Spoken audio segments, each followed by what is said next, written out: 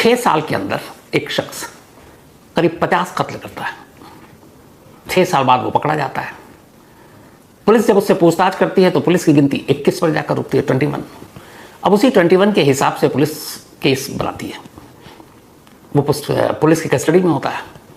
एक रोज़ अचानक वो पुलिस से कहता है कि आपकी गिनती गलत है, 21 नहीं, मैंने 50 लोगों को मारा। अब पुलिस हैरान, क्योंकि शायद कातिल को ये लगा होगा कि 21 की सज़ा भी वही होगी तो 50 की होगी। तो पुलिस कहती है अच्छा लाश कहाँ है? कहता साहब लाश तो आपको शायद ही मिले, और बिल्कुल कॉन्फिडेंटली वो कह रहा है। पुलिस ने फिर भी पूछा बताओ कहाँ है? तो उसने कहा कि यूपी में एक जगह है कासगंज में एक नदी है हजारा, और उस नदी में मैंने 50 के 50 लाश फेंके, और मैं आपसे झूठ नहीं बोल रहा हूँ, हर लाश मैंने उसी नदी में फेंकी। पुलिस कहती है ठीक है। हजारा नदी में अब तलाशी अभियान चला जाता है। ये बात मैं जो आपको बता रहा हूँ 1998 से 2004 में उसकी गिरफ्तारी हुई थी, और आज हम 2025 में, यानी 21 साल बीत गए। आज भी एक भी लाश उस नदी से पुलिस बरामद नहीं कर पाई। अब लाश का इंतजार तो अदालत करती नहीं। अदालत में मुकदमा शुरू हुआ। 21 कत्ल की केस चार्जशीट बनी हुई थी। एक एक कर मुकदमा का फैसला आता गया। 7 कत्ल के मामले में उसे 7 लाइफ इम्प्रिजमेंट यानी 7 उम्र कैद की सज़ा मिली। एक मामले में उसे फांसी की सज़ा मिली, यानी एक शख्स जिसे 7 उम्र कैद की सज़ा और एक फांसी। अब वो 2004 से ही जेल में था। 16 साल बीत गए, अब वो जेल में ही है। 16 साल बाद एक रोज़ अदालत में वो एक अर्जी लगाता है कि मैं जेल के अंदर सारे जेल के नियम कायदे कानून को मानता हूँ, तो मुझे पेरोल पे रिहाई मिले। अदालत जेलर से पूछती है, जेलर कहता है कि हाँ इसके चाल चलन ठीक है जेल में। कोर्ट उसे पेरोल दे देती है। पेरोल पे बाहर आता और गायब। अब पुलिस वालों के हाथ पैर फूले। दोबारा उसे ढूंढा जाता है, फिर पकड़ाता है, फिर पकड़ने के बाद उसे वापस जेल में डाला जाता है। 3 साल बीत जाते हैं। 3 साल बाद वही शख्स फिर अदालत जाता है और कहता है मुझे पेरोल दे दो, मेरे बड़े अच्छे चाल चलन है। अदालत फिर उसे पेरोल दे देती है। वो बाहर आता है और फिर भाग जाता है। इसके बाद पूरे 2.25 साल लगते हैं उस शख्स को ढूंढने में। एक पूरी टीम दिल्ली पुलिस की इन 2.25 सालों में उसका सिर्फ एक ही मिशन था, उस तक पहुंचना। और आखिरकार लास्ट संडे पुलिस को कामयाबी मिली। और वो शख्स जिसका असली नाम तो देवेंद्र शर्मा है, लेकिन मीडिया और पुलिस और कानूनी पन्नों में जिस नाम से उसे जाना जाता है वो है डॉक्टर डेथ, मौत का डॉक्टर। ये कहानी है देवेंद्र शर्मा की। वही देवेंद्र शर्मा जो अलीगढ़ में कभी रहा करता था। और ये कहानी एक सवाल भी उठाती है कि क्या एक कैदी जिसके ऊपर 50-50 कत्ल के इल्ज़ाम हैं, जिसे 7-7 उम्र कैद की सज़ा मिली हो, जिसे एक फांसी की सज़ा मिली हो, सिर्फ उसके जेल के अंदर ठीक ठाक आचरण हो तो आप उसे पेरोल दे दोगे? और चलो हक है इंसान का, दे दो। राम रहीम जैसे लोगों को तो हर दूसरे महीने मिलता है। लेकिन पेरोल की तो पहली शर्त ही यही होती है कि आपको पेरोल जितने दिन का मिला, अगर उस टाइम याद में आप वापस नहीं लौटे तो फ्यूचर में फिर आपको पेरोल नहीं दिया जाएगा। और वो शख्स पहला ही पेरोल तोड़ता है, जंप करता है और भाग जाता है। फिर पकड़ा जाता है। दूसरी बार उसने पेरोल के लिए अप्लाई किया और दूसरी बार भी भाग जाता है। अब तीसरी बार पकड़ा है तो क्या आने वाले वक्त में फिर अच्छे चाल चलन की वजह से उसे पेरोल पर रिहाई मिल जाएगी? ये सवाल सिस्टम, पुलिस, कानून सभी से है। ये कहानी है देवेंद्र शर्मा की। देवेंद्र शर्मा अलीगढ़ में रहा करता था। उसने पढ़ाई की आयुर्वेदिक की, आयुर्वेदिक का डॉक्टर बना, और फिर वो चला गया राजस्थान में उसने एक जनता क्लिनिक में प्रैक्टिस शुरू कर दी। जनता क्लिनिक में प्रैक्टिस करने के दौरान उसने कुछ पैसे बचाए। 11 साल तक वो प्रैक्टिस करता रहा। 11 साल में जब उसके पास कुछ पैसे जमा हो गए तो उसके कुछ दोस्तों ने कहा कि तू एक गैस एजेंसी की डीलरशिप ले ले, उसमें अच्छा खासा पैसा है। उसने इधर उधर लोगों से बात की, कुछ दलाल टाइप के लोग टकराए। उसने 11 लाख रुपए उन्हें दे दिया कि वो गैस एजेंसी की डीलरशिप दिलवाएगा, बट वो पैसे लेकर भाग गए। देवेंद्र शर्मा की सारी जमा पूंजी लुट गई। वो वापस अब अलीगढ़ लौट आता है। अलीगढ़ आने के बाद पैसे लुटने का गम, फिर ये कि कुछ है नहीं, अब क्या करें।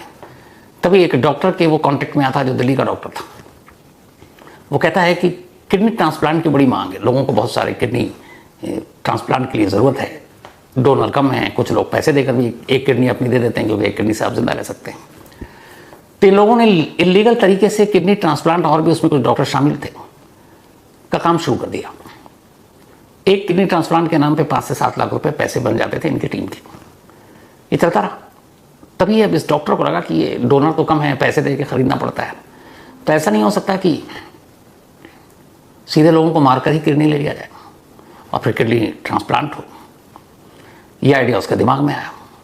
अब उसने अलीगढ़ में एक फेक गैस एजेंसी खोली जिसमें उसके 11 लाख लुट चुके थे, और गैस एजेंसी खोली। इसके बाद अब दूसरा स्टेज ये था कि कुछ डॉक्टरों के साथ जो किडनी ट्रांसप्लांट और इलीगल तरीके से किडनी देने के लिए काम कर रहे थे, उनके साथ उसका कॉन्टैक्ट था। इसने गैस एजेंसी खोली और अब ट्रक बुक करना शुरू किया। एक तरह से एक ही चीज़ में 2 बार पैसे कमाना चाहता था। इसकी खुद की गैस एजेंसी थी फेक कागज़ पर, उसने ट्रक बुक किया उसी कागज़ के नाम पर। अब ट्रक वही जिसमें गैस के सिलेंडर हो, बुक करता, ट्रक में बैठता, ड्राइवर के साथ निकलता और अलीगढ़ से 50-60 किलोमीटर के रेडियस में, उस दायरे में जहाँ सुनसान जगह होती है, और ख़ास तौर पर वो हजारा नदी जो उत्तर प्रदेश के कासगंज में है, अलीगढ़ से 50 किलोमीटर दूर, वहाँ मौका देखती सुनसान जगह पर ट्रक ड्राइवर को मार डालता। मारने के बाद पूरी टीम तैयार होती, फिर किडनी निकाली जाती है। उसके बाद जब सब कुछ हो जाता, फिर उसे ले जाकर इसी हजारा नदी में लाश को फेंक देते। अब इस हजारा नदी में ये इसलिए मशहूर है क्योंकि यहाँ सबसे ज़्यादा मगरमच्छ है। अगर हिंदुस्तान की हम जितनी नदियों की बात करें, अगर उन नदियों में सबसे ज़्यादा इंसानों को किसी ने निवाला बनाया हो मगरमच्छ ने, तो शायद हजारा नदी है। और अगर जिंदा नहीं तो कम से कम मुर्दों को तो बनाने का रिकॉर्ड इसी नदी के नाम और इसी नदी में रहने वाले मगरमच्छ के नाम है। क्योंकि इसे एक अकेले देवेंद्र शर्मा ने इस जो हजारा नदी है 50 लोगों की लाशें फेंकी थी, और आज 21 साल में एक भी लाश नहीं मिली, क्योंकि वो सारी लाशें इन मगरमच्छ का निवाला बन गए। तो खैर उसने ट्रक ड्राइवर के साथ ये काम करना शुरू किया, उनको मारता। उसके बाद उसकी पूरी टीम किडनी निकालती, ज़रूरतमंदों को दे देती, उनसे पैसे लेती। बट कुछ वक्त के बाद ही उसे लगा कि ये ट्रक ड्राइवर को बार बार बुक करना और फिर उन्हें मारना, और ट्रक इतना बड़ा पकड़े जाने का खतरा है। उसने आइडिया बदल दिया। उसने कहा अब ट्रक नहीं, अब टैक्सी बुक करेंगे। वो रहता अलीगढ़ में, लेकिन टैक्सी बुक करता दिल्ली और गुरुग्राम से। अब उसने टैक्सी बुक करना शुरू किया। कहीं भी जाने के लिए टैक्सी बुक करता, टैक्सी वाला आता, वो उसके साथ बैठता और किसी सुनसान जगह पर उस पर हमला होता, बेहोश किया जाता, फिर उसे मारा जाता, फिर पूरी टीम बैकअप तैयार रहती, किडनी निकाला जाता। जब किडनी निकाल लिया गया होता, उसके बाद उसे मार दिया जाता। मारने के बाद उसकी लाश को फिर इसी हजारा नदी में फेंक देते। 1998 से लेकर 2004 तक, यानी 6 सालों में ये सिलसिला चलता रहा, और इन 6 सालों में करीब 50 ऐसे लोगों का इसने कत्ल किया, जिनमें सभी के सभी या तो टैक्सी ड्राइवर थे या फिर ट्रक ड्राइवर। अब ये सिलसिला चल रहा था, धंधा देवेंद्र शर्मा का फल फूल रहा था। इधर दिल्ली में, गुरुग्राम में उन टैक्सी कंपनी और जो ड्राइवर गायब थे उनकी कंप्लेंट की बाढ़ आ रही थी कि भाई ये टैक्सी बुक हुई, पता नहीं है, लौट कर नहीं आया। 5-5, 6-6 साल हो गए, परेशान इनके अपने गायब हुए थे। अब इतने सारे कंप्लेंट, इतनी सारी, अच्छा वो जो टैक्सी बुक करता और उसमें मारता, फिर उन टैक्सी को ब्लैक मार्केट में ले जाकर 20, 40, 50 हज़ार में बेच देता। चोर मार्केट ऐसे ऐसे टैक्सी का पूरा हुलिया ही बदल जाता, नंबर प्लेट फेक लगा देते। तो अचानक एक कंप्लेंट की बाढ़ आनी शुरू हो गई 2002, 3, 4 तक, कि बहुत सारी टैक्सी गई, वापस ही नहीं आई। टैक्सी कंपनी ने कंप्लेंट करनी शुरू की, जो ड्राइवर थे उनकी फैमिली ने कंप्लेंट शुरू करनी शुरू की। अब पुलिस को समझ में नहीं आ रहा था कि इतनी बड़ी तादाद में ये लोग कहाँ गायब हो रहे हैं। खैर तफ्तीश चलती रही। 2004 में ऐसी एक और टैक्सी बुक कराई देवेंद्र शर्मा ने, बुक कराई। उसके बाद वो उसके साथ जा रहा था, पता नहीं क्या हुआ, उस टैक्सी ड्राइवर को कुछ डाउट हुआ, और इत्तेफाक से जो कुछ टैक्सी ड्राइवर गायब हुए थे जिनकी रिपोर्ट थी, वो उनके बारे में जानता था। उसे ये भी था कि ज़्यादातर जो टैक्सी बुक हुई थी अलीगढ़ के आसपास से हुई थी, और वो भी उस दिन वहीं पहुंचा। उसका माथा ठनका, उसे लगा कुछ गड़बड़ है, और वो सारी चीज़ें याद आई, मिसिंग ड्राइवर्स की, टैक्सी भी गायब। वो घबरा गया, बैठा देवेंद्र शर्मा के साथ, लेकिन मंजिल तक पहुंचने से पहले उसे यकीन हो गया कि कुछ गड़बड़ है। उसने एक भीड़ भाड़ वाली जगह पर टैक्सी रोकी, बोला मैं अभी आता हूँ, और वहाँ से भाग गया। भागने के बाद उसने सीधे पुलिस में रिपोर्ट लिखाई। उसने कहा कि जो टैक्सियाँ गायब हुई, जिन टैक्सी कंपनियों की, और जो ड्राइवर गायब हुए, उनका तार अलीगढ़ से जुड़ता है, उसके आसपास से जुड़ता है, और ऐसे ही आज मुझे भी बुलाया गया और मुझे डाउट है। उधर देवेंद्र शर्मा को तब तक ये लगा कि उसे कोई काम आ गया, कहीं चला गया, फ़ोन आ गया होगा, डांट ना दूं कि बीच में टैक्सी छोड़कर तुम कैसे जा सकते हो। तो वो बेफिक्र घर पर था। पुलिस ने पता किया, वहाँ पहुँची, देवेंद्र शर्मा का पता ढूंढा गया, और आखिरकार देवेंद्र शर्मा के घर पुलिस पहुँची, उसे गिरफ्तार किया। गिरफ्तार करने के बाद जब लाया गया तो वो इधर उधर टरकाता रहा, गुमराह करता रहा, लेकिन फिर आखिरकार पुलिस ने जब सख्ती की तो उसने कहानी सुनानी शुरू कर दी। और उसी दिन 2004 में देवेंद्र शर्मा का नाम पहली बार पड़ा डॉक्टर डेथ क्योंकि कहानी इतनी खौफनाक थी। पैसे के लालच में किडनी बेचने के लिए डोनर या फिर ऐसे बहुत सारे लोग जो किडनी खुद ही दे देते हैं, उनसे भी पैसे बचाने के लिए उसने कहा जब किडनी निकालना तो फिर इंसान को जिंदा क्यों रखना है। लेकिन उससे उसने भयानक ये सोचा कि जितने बड़े पैमाने पर मुझे कत्ल करना है, कभी ना कभी लाश तो बरामद होगी, तो उस लाश का क्या करें। इत्तेफाक से वो अलीगढ़ का रहने वाला था और इस हजारा नदी के बारे में बचपन से जानता था, क्योंकि हजारा नदी एक बहुत ही पॉपुलर डेस्टिनेशन है वहाँ पर। और ये हजारा नदी असल में जो पुल है अंग्रेज़ों ने बनाया था, और इस पुल के ऊपर और नीचे नदियाँ बहती हैं, तो लोग बहुत सारे आते हैं इसे देखने के लिए। लेकिन दूसरी वजह ये थी कि हजारा नदी इसलिए बदनाम है क्योंकि यहाँ मगरमच्छ काफ़ी बड़ी तादाद में, जब तब मगरमच्छ पानी में किनारे लोगों को नज़र आते हैं, मगरमच्छ देखने के लिए लोग वहाँ जाते हैं। तो देवेंद्र शर्मा बचपन से जाता था। जब वो इस सीरियल किलिंग के धंधे में उतरा तो उसे लगा कि लाश ऐसी जगह ठिकाने लगाऊं कि कभी सबूत ही ना आता है। उसने बहुत कुछ सोचा कि कहीं दफनाऊंगा, कहीं जलाऊंगा, लेकिन कब तक। फिर उसे ख्याल आया कि इस हजारा नदी में न जाने कितनी भूखे मगरमच्छ। उसने कहा कि अगर यहाँ लाश को फेंकता हूँ तो पुलिस को कभी कोई सबूत ही नहीं मिलेगा, और जब लाश मिलेगी नहीं तो फिर काहे का कत्ल का मुकदमा। और बस इसीलिए उसने जो भी टैक्सी बुक करता है, शो में ट्रक बुक करता, कोशिश यही होती कि इस हजारा नदी के आसपास ही सारी चीज़ें हों, और वो आसपास में सुनसान जगह भी है, अलीगढ़ से 50 किलोमीटर दूर। तो इस तरीके से उसने कत्ल के बाद लाश को कैसे ठिकाने लगाना है, इन मगरमच्छ करने वाला बनाने का आइडिया उसके दिमाग में आया। अब उसने कत्ल करना शुरू किया। खैर पुलिस अब उसे पकड़ चुकी थी। अब जो मिसिंग कंप्लेंट थी उस वक्त 21 थी, अलग अलग टैक्सी कंपनियों के टैक्सी ड्राइवर के, 21 लोग गायब हुए हैं, उनके तार उधर ही अलीगढ़ और उस आसपास जुड़ रहे थे। तो पुलिस ने सख्ती की कि ये सारे गायब हैं और अब तो 6-6 साल हो गए इनको गायब हुए। फिर उसने माना कि हाँ, इन सबको मैंने मार डाला। पुलिस ने लाश के बारे में पूछा, उसने कहा लाश तो नदी में फेंक दी, अब तो मिलेगा भी नहीं, मगरमच्छ खा गए होंगे। अब ये चलता रहा, तफ्तीश चलती रही। फिर एक रोज़ वो खुद ही कहता है कि ये किस कंप्लेंट की वजह से आप आए हो, उसमें तो बहुत सारे तो ऐसे हैं जिनके आप बारे में आप जानते भी नहीं होंगे। तो उसने कहा वीक और दिन के हिसाब से उसने बताया कि मैं कब कब गैप करके कितने दिनों में बुक करता था, और उस गिनती के हिसाब से मैंने 50 बार बुक किया टैक्सी और ड्राइवर, और उन हर ड्राइवर को में से एक को भी जिंदा नहीं छोड़ा। यानी मैंने 50 मर्डर किए। आप 21 की गिनती कह रहे हो, आपसे 29 ज़्यादा। जब पुलिस ने बात सुनी, पुलिस के भी हाथ पैर फूले। बाकायदा उस वक्त प्रेस कॉन्फ्रेंस हुई, डॉक्टर डेथ का नाम दिया गया, और फिर इसी हजारा नदी में एक लंबी तलाशी अभियान शुरू हुई। लेकिन जहाँ इतने मगरमच्छ, वहाँ कहाँ से इंसानी लाश मिलने की कोई भी उम्मीद तो मिली नहीं। अब मुकदमे का भी कब तक इंतजार किया जाता कि लाश मिले, ये भी डर था कि बगैर लाश के ये 21 या 50 कत्ल माना कैसे जाए। तो जिंदा सबूत दूसरी तरफ ये था कि जो लोग गुम हुए थे, गायब हुए थे 1998 से 2004 तक, उनमें से कभी कोई लौटा नहीं। कुछ गाड़ियां जरूर बरामद हुई जो ब्लैक मार्केट में बेची गई, और उन गाड़ियों के जरिए पता चला कि इन गाड़ियों को बेचने वाला देवेंद्र था। यानी गाड़ी बरामद हुई, गाड़ी का ड्राइवर नहीं मिला, तो एक सर्कमस्टेंशियल एविडेंस या एक एविडेंस जुड़ गया। एक एक करके सारे कत्ल के मुकदमे अदालत में शुरू हुए। 7 कत्ल के मामले में अदालत ने देवेंद्र शर्मा उर्फ डॉक्टर डेथ को लाइफ इंप्रिजनमेंट की सजा सुनाई। गुरुग्राम के एक ड्राइवर और टैक्सी को उसने हायर किया था और उसको मार डाला था। गुरुग्राम के उस ड्राइवर की जो मौत हुई, उसी के टैक्सी के तार की, उस टैक्सी को जो बेचा गया, वो टैक्सी पता चला किसने बेचा था। वो चश्मदीद था जिसने बताया देवेंद्र शर्मा ही बेचने आया था, इसी को पैसे दिए। तो वहाँ वो डायरेक्ट एविडेंस जुड़ा। तो इकलौता गुरुग्राम का केस था जिसमें वहाँ की अदालत ने देवेंद्र शर्मा को उस ड्राइवर के कत्ल के इल्ज़ाम में सजाए मौत दी, यानी फांसी की सजा। तो 7 उम्र कैद और 1 फांसी। अब इस बीच में कुछ कई अलग अलग केसेस थे, तो ये जयपुर सेंट्रल जेल में इसको बंद कर दिया गया। तो खूंखार इतने सारे कत्ल। अब जयपुर सेंट्रल जेल में ये रहा। 2020 में इसने जयपुर सेंट्रल जेल में रहते हुए अपनी फैमिली में एक बीमारी के नाम पर पेरोल मांगी।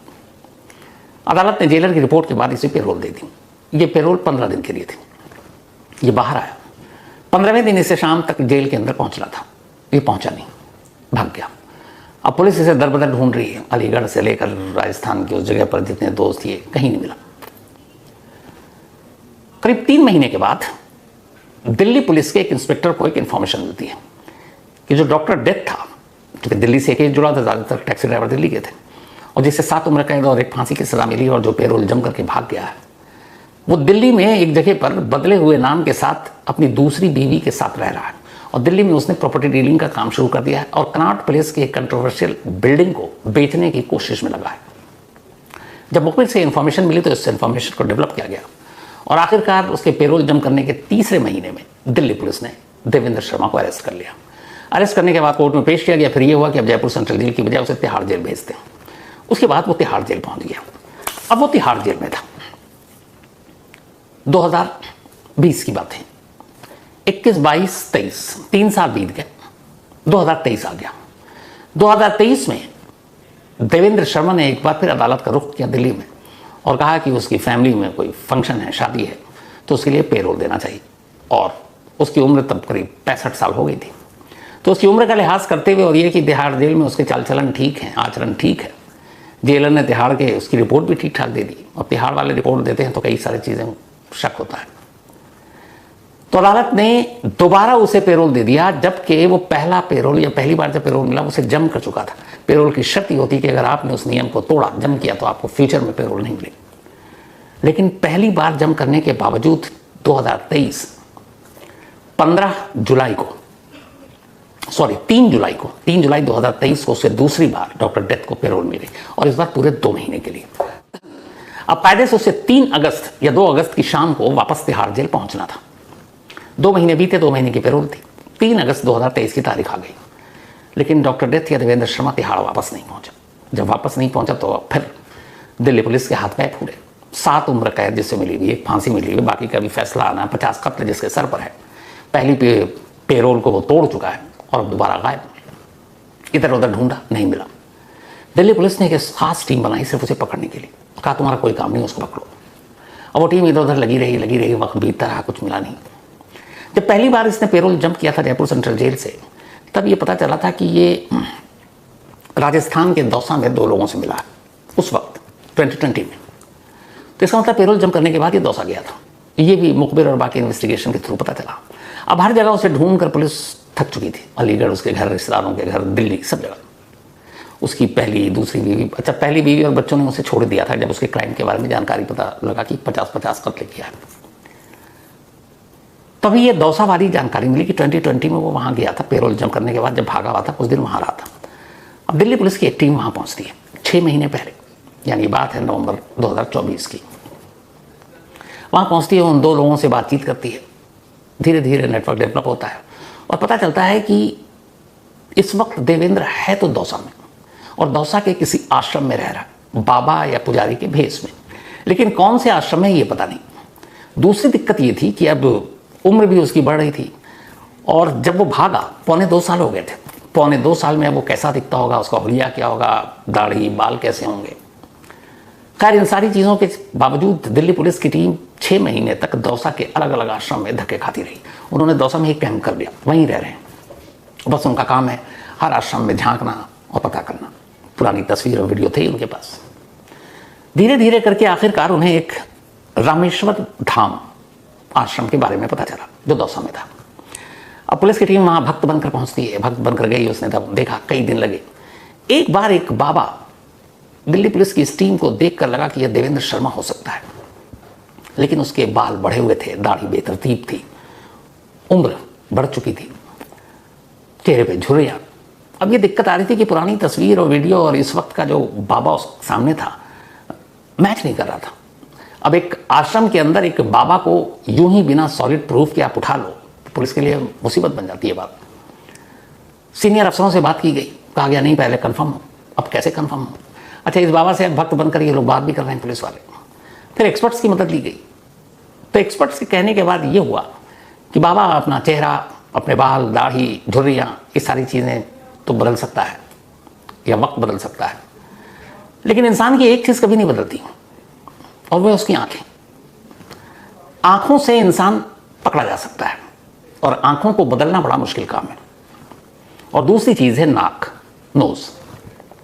अब पुलिस ने बाबा के करीब तो भक्त बनकर थे, ये भी कि शक ना हो। आश्रम की निगरानी भी हो रही है, बाबा से बातें भी हो रही है, भक्ति की बातें हो रही हैं। अब आइज और नोज, इन दोनों को जब मिलान किया गया एक्सपर्ट्स के जरिए तो ये श्योर हो गया कि देवेंद्र शर्मा उर्फ डॉक्टर डेथ है। और इसी के बाद अभी लास्ट संडे यानी 3 दिन पहले जब कंफर्मेशन आ गई तो फिर देवेंद्र शर्मा को उस आश्रम से गिरफ्तार किया गया और उसे दिल्ली लेकर आया गया। बाद में उसने कबूल भी कर लिया कि वो कौन है। अब इसके बाद वापस फिर से उसका घर तिहाड़ होगा। 50-50 कत्ल का आरोपी, 7 उम्र कैद, 1 डेथ पेनल्टी।